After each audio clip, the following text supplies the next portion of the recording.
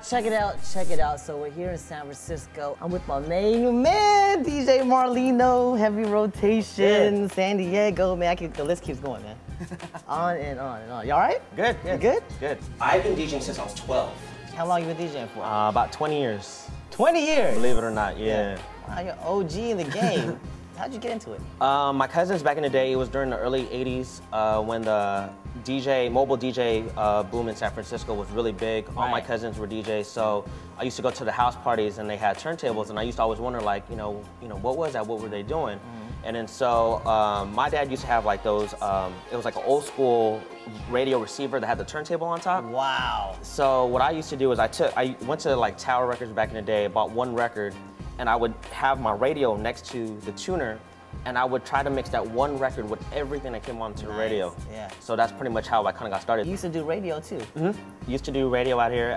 Station was Wild 107 at the time, converted to Wild 94.9. Right. I'm sure you're familiar with that station. Yeah. So how's it like doing radio and heading straight to the nightclubs? Is there like a different scene?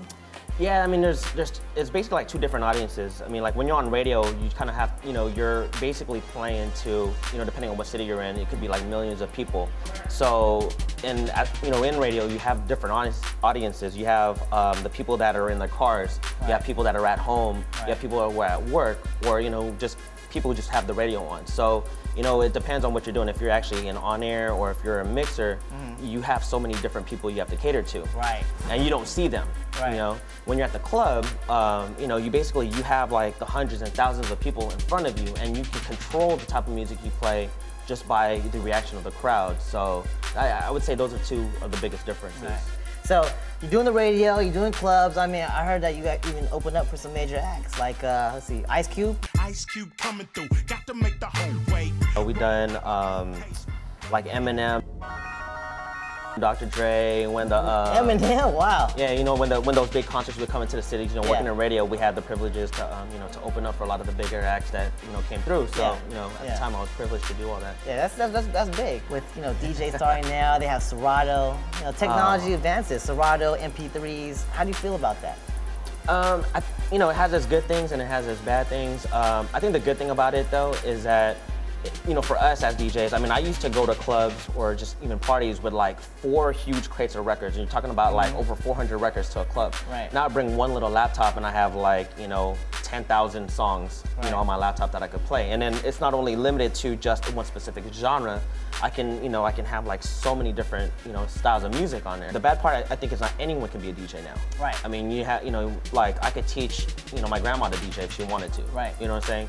But the good thing about that, though, I think it creates competition for everybody because it makes everyone step their game up to a different level. So for all the newbie DJs, that just jumping on Serato, a lot of new DJs, they want to get on the radio. Okay. Like, for some reason, that's their whole goal. Like, I want to hear myself on the radio. What advice do you have to them to get on air? I remember the first time I decided I wanted to do it, I sent in a cover letter and a resume and everything. And then as soon as I sent it in, I called the station every day for 3 weeks straight. It was the same person that answered the phone every single time. And then so finally after the 3rd week, she was like, "Oh, Marlino, yeah, I just got your resume right now, come in for an interview." Yeah. So once I got my foot in the door, then that's when I took off. Yeah. Basically what I was taught to do was to be like a sponge and be there and absorb everything that I could being there. That's a good answer, man. You're a pro at this stuff, man. I'll send you my check. Yo, check it out, man. While I hang out with DJ Marlino, straight from San Diego, heavy rotation. We'll take a quick break. Don't go nowhere. You know why? It's Built from Scratch on Mix.